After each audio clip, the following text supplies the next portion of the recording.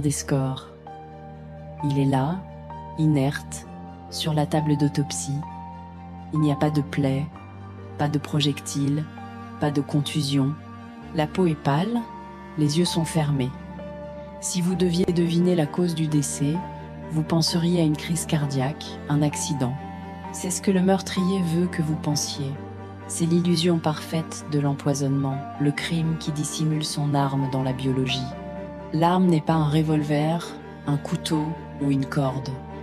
L'arme est une molécule, une toxine venue de la nature sauvage, un poison capable d'arrêter le cœur ou de paralyser le système nerveux en quelques secondes sans laisser de traces externes.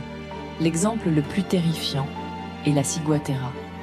Cette toxine, tirée de l'univers marin, est une bombe biologique ingénieuse.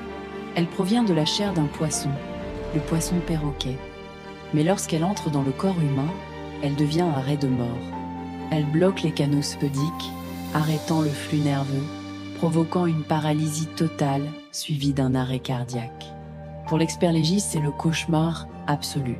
L'organisme a fini sa tâche, mais il a gardé le secret.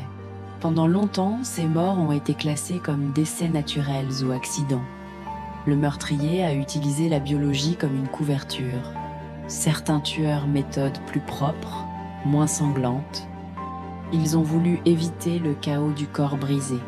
Le poison devient un choix stratégique. Il n'y a pas de bruit, pas de lutte, pas de tache de sang. Le criminel peut être présent, parler calmement, puis sortir de la pièce pendant que la biologie fait son œuvre. Mais le crime parfait a une faille.